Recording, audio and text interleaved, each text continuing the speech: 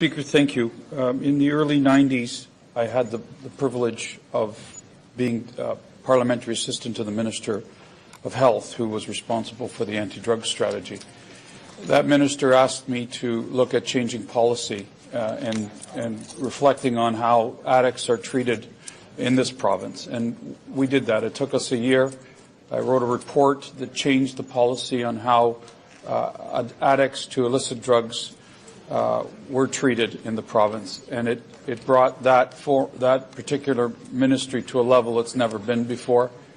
Before that, believe it or not, how we treated addicts was with the Minister of Tourism and not health. That report brought the issue to the health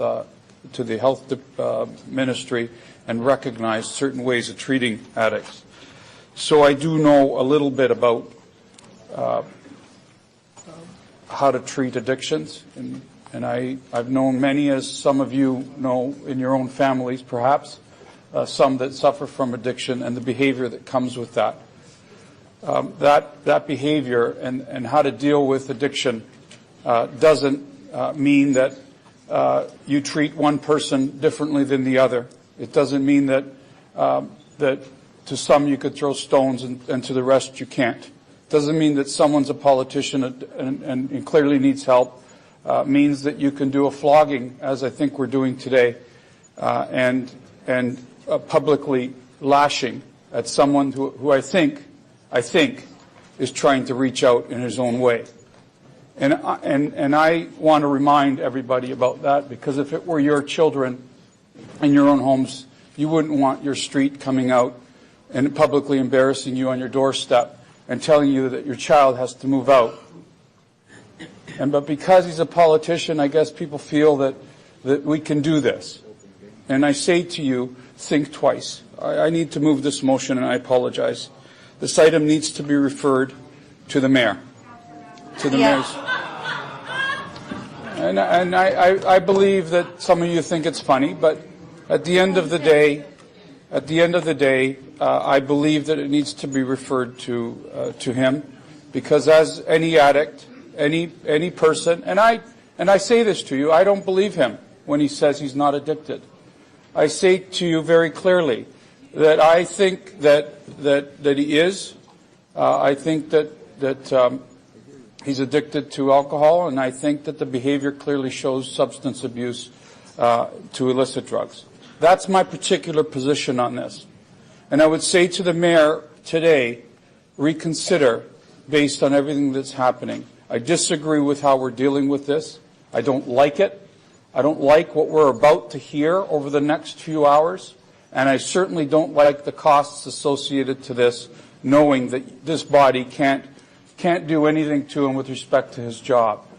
But what we can do is try and send a very sympathetic message, and at this point that's what's needed. And you're hearing it from someone who has supported the agenda, has supported many of the ideas and the concepts that the mayor has brought forward over the last 3 years, and yes, in a very aggressive way. But I'll say this to you very clearly. If the mayor does not get help, if the mayor chooses to ignore some of the pleas from some of his colleagues on council, like myself, if the mayor doesn't recognize that he needs a proper consultation, a proper diagnosis by someone in the field, and that usually takes about 28 days, he may recognize his issues in 28 days. If he doesn't recognize that some of us really want him to do that, and he would not suffer the consequences of losing his job, but in fact regain perhaps some of the confidence and support of this body and the electorate. If he doesn't do what some of us are asking to do, he will find himself alone. He will find himself alone amongst his colleagues. He will find himself alone amongst some of us that are trying to help. And he will find himself alone, I think, in the city, where there is a number of people, thousands of people, that want to restore their particular support for him. So, Mr. Mayor, I ask you through the chair, reconsider I'm asking that you take a look at this and do the right thing with respect to this. This is something you need to do. Just take 28 days. Councillor Mammoliti, your time's up. You don't have to recognize that you have an addiction. Thank you, Councillor Mammoliti. Your time's up. And Councillor Mammoliti, your motion is out of order. Why? Because you didn't present it, you didn't follow the rules. It needs to be presented before you speak. So that means, Madam Speaker, a point of privilege there. Councillor, yes. Point of order. You know, Councillor Fletcher. Okay.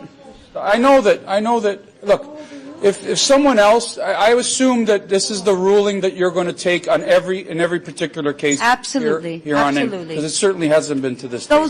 Well, Councillor Mammoliti, if you remember at the beginning of the meeting, which I do at every meeting every meeting is indicated to members of council that if you move a motion, You've never allowed it. Never allowed it.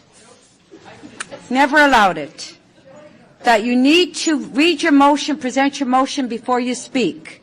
So, and Councillor Stintz, when you're point to person privilege, I will deal with it after lunch, okay? And Councillor Perks to speak, and that will be the last speaker.